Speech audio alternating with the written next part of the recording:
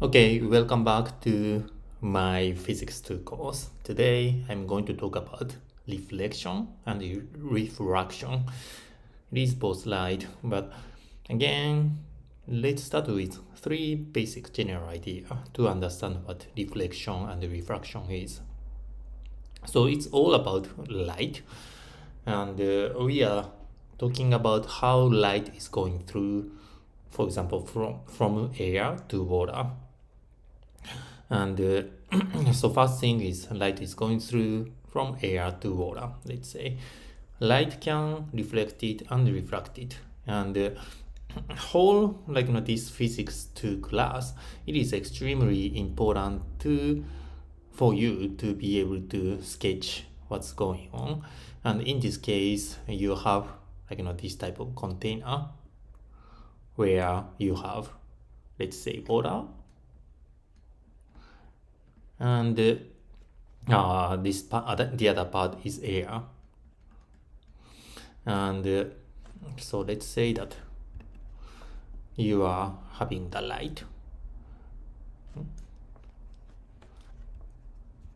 So this one is light is coming in, and light can change, going into water, or light can bounce off at the interface between air and water. So this is what we call reflection.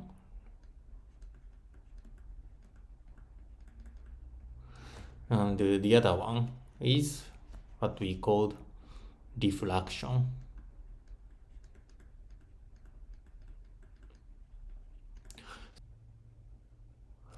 So this is an example using air and water, but in order to make it more general or make it more professional, you want to use different word to describe air and water, which is medium.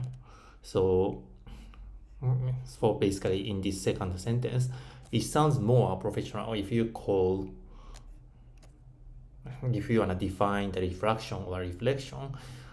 You want to say when light is going through an interface between different medium, the reflection or refraction happen. So medium is an important word when you talk about the refraction or reflection, because all medium, including air and water, has different property as a medium. So let's say that reflection. So this goes to the sentence. Reflection and refraction can simultaneously happen, like in this cartoon, and depending on the media. So which means that, for example, you have different container and different solvent. So let's say that this is media 2, and air is also one of the media. But for example, if you have different type of gas media, you are going to also have you can call it media 1. And even if you have same incident light, you might have different amount of reflection. Maybe in this case, you might have much stronger reflection than you had in air water case, and plus you might have very different diffraction, like angle. So this could all depend on the property of the medium, and the important things to assess this type of property is angle. So reflection and refraction is all about angles, about the light path. The most important things is the like I said, the incident angle, the incoming light angle. So here we can call incident angle. And the incident angle can be defined as the angle between, let's use different color. So you're gonna write normal angle, and this is the incident angle. And this another one is theta 2. So this angle is most important things when you talk about or when you want to solve the problem related to the reflection or refraction. So just don't forget about it. Okay, let's go next one. The two different kinds of reflection can happen depending on the smoothness of the surface, or you can call it roughness. Smoothness or roughness of these interface. So like you can imagine, the smooth surface, meaning for example mirror in your house, it gives you pretty good reflection, but when you scratch the surface of the mirror, your image is gonna be blurred because the reflection mode was going to be different. So when you have a rough surface, what's happening there is diffuse reflection, and when you have a nice smooth mirror, what happens is the nice reflection. So you just wanna know the concept of these two different reflection. Finally, I wanna talk about refraction and the refraction angle. So here I wrote theta 1 as an incident angle going through the medium 1, and after the refraction you can have different angle which I called theta 2, and this refraction angle is gonna be usually is gonna be the subject of the problem set of the reflection and refraction, and this refraction angle can depend on the property of the medium too. So, and the property that you wanna know is the refraction index. And usually this is gonna be used for what you call Snell's law. And this Snell's law is the only equation that you have to memorize. So let's go with the Snell's law. It's pretty easy equation to remember, which is Snell's law can be expressed as sine theta 1 multiplied by n1. N means the refraction index, and sine theta 2 multiplied by refraction index of media 2.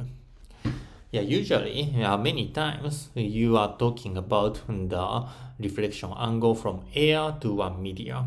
So and usually refraction index was given, but it is something you have to know that the refraction of index of air or vacuum is standard. So you have to know that when you talk about refraction index of the air, you wanna put 1 in refraction angle. So this is all you have to understand. So it's pretty easy. So let's do this problem set. Okay, so in this problem set, what you have to do is this one. And I always recommend you to write a sketch while reading this problem set.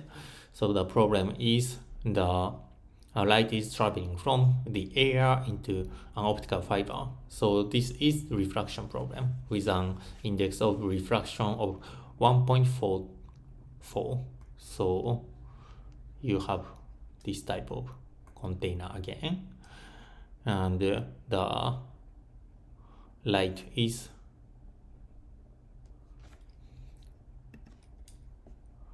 going, and possibly it goes to this way, and the problem number 1A is sketch the path of light as it changed media. So this is what you have to write. Even without this type of problem, I highly recommend you to sketch like this, so that it can help you understand what's going on. And this is air, and this is optics fiber.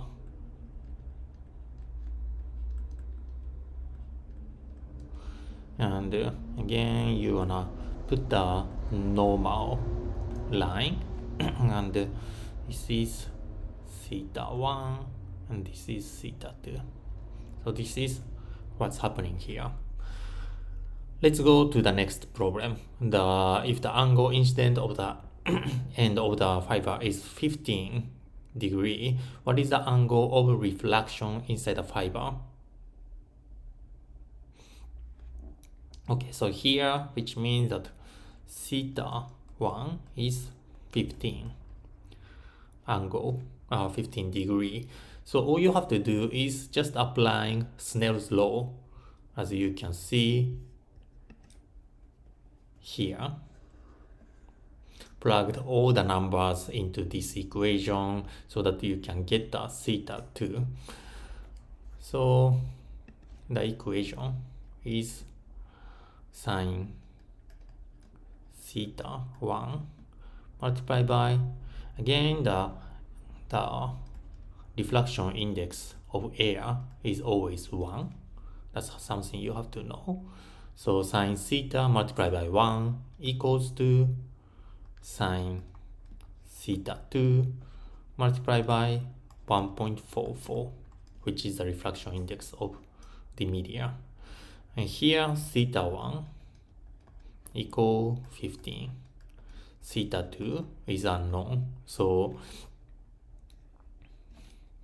you can write theta sine theta 2 equals to, basically you want to bring this 1.44 into the left, and sine 15 multiplied by 1 divided by 1.44. And if you calculate this one using calculator or something like that, this is going to be 0.28 and 2588 multiplied by 1 divided by 1.44. Sine theta equals to a sine of this value, and simply if you calculate this out, this goes to 10.35 degree. So this problem is as simple as this.